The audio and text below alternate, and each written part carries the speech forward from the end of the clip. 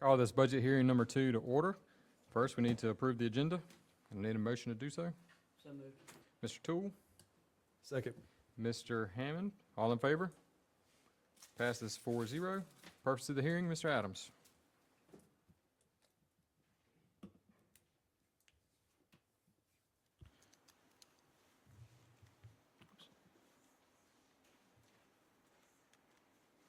Good afternoon, board members and Dr. Branch. We have a handout available at the back of the room for reference for today.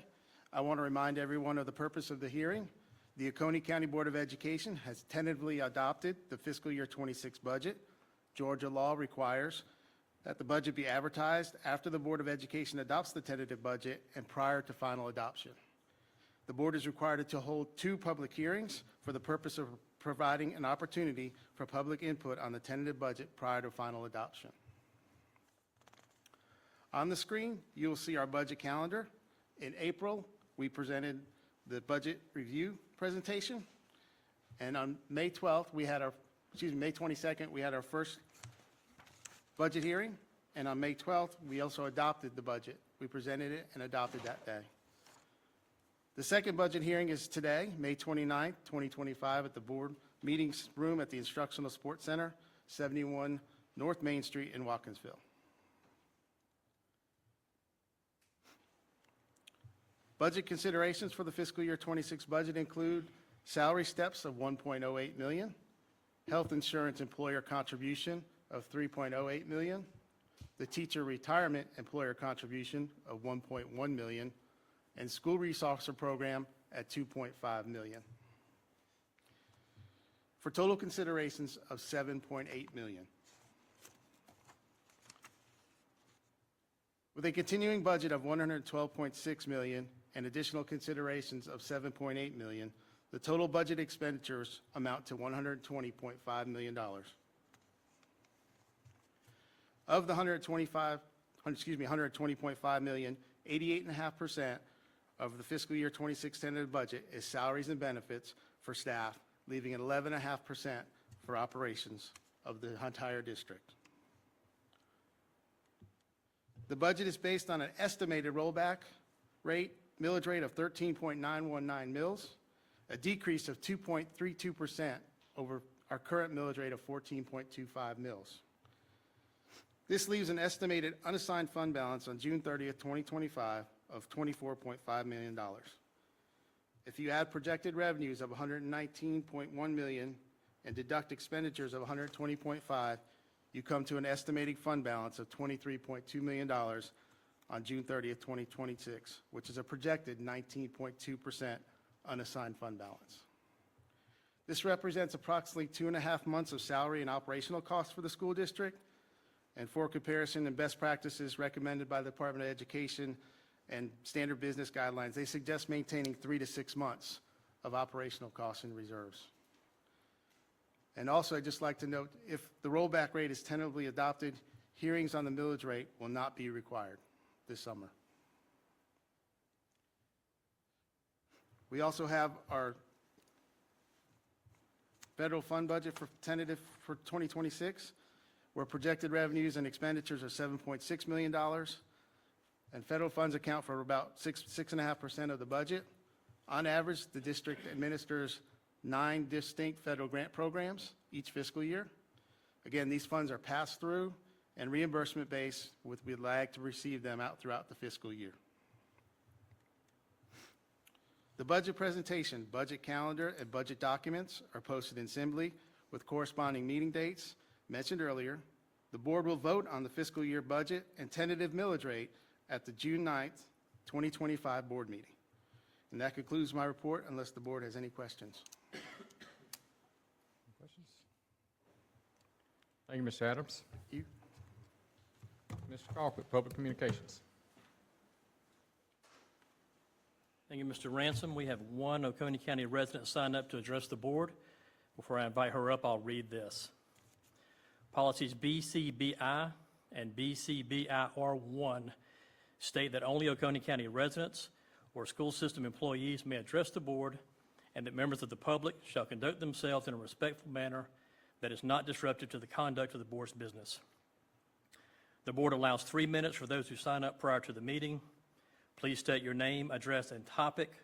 The board requests that you refrain from making any disparaging remarks about school system personnel. There will generally be no response to comments or questions posed by citizens at the meeting. All comments and questions will be taken under advisement by the board. However, any board member shall be free to respond and make public comments if he or she elects to do so. To any citizen wishing to provide documents for board members, please submit them to the Director of Communications before the meeting or prior to addressing the board. Please remain at the podium during your public comment time. Our citizen is Pamela Hendricks.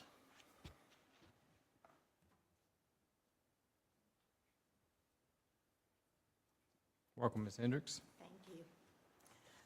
Good afternoon. Once again, I just think we have a bloated budget for the Oconee school system. I think there's got to be places that we could cut. I grew up with a mother that her saying was, it's not what you make, it's what you spend. And we're spending a lot, and it's growing and growing, and our enrollment is decreasing. And I think it's got to stop. I wanted to just take a moment and think about taxes. Taxes take money out of a local economy. They stymie business growth. What if everybody in Oconee County had an extra $200 to spend in Oconee County? That would be good for our local economy. So every penny that you're taking out of the pocket for our school system is not going into the county. So please think about that. I wanted to read a comment. One of my friends researched this. Per the fiscal year 24 audit, the Oconee County School Board was holding $51.1 million in their pot of gold on June 30th, 2024, an increase of $6.5 million over June 30th of 2023. According to the school board's current policy adopted on 6/18/2015, the end-of-year unassigned fund balance is recommended to be a minimum of 10%, but not more than 15% of next year's budgetary general fund expenditures. The fiscal year 26 budget lists the estimated unassigned fund balance at 19.26%, a clear violation of your own policies. In the PowerPoint that you were presented, I want to call your attention to it's page 4 and page 14. This is what bothers me. On page 4, it said the general fund balance for fiscal year 2025 was $114,890,755. Then it said the fiscal year 2026 continuation budget was $112,648,891. I got excited for a moment. I thought, oh my goodness, we're actually going down in our budget. But no, because then we go through all this explanation of salary steps and health insurance increases and teacher retirement system increases and school safety increases.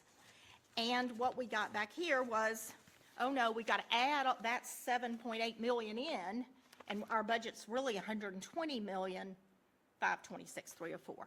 Well, my biggest issue with this is, what is this number? Why is this number different than this number?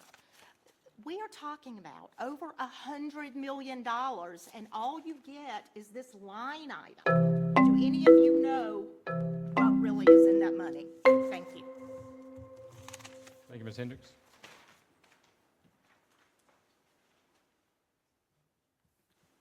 Mr. Ransom, that concludes public communication. Thank you, Mr. Carpet. Any further business? Brock? Yeah, I got some. It's more of a comment, and Peter, I may need to ask you this. Didn't the Swiss, and it's been some time since I've been removed, so I may have this wrong. But don't we opt out of something, so our fund balance is something about Cindy a little? Yes, sir. Department of Education, it's part of their Swiss waiver that we do.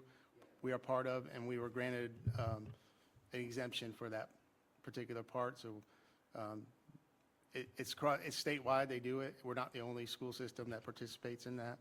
but we have been exempted from that.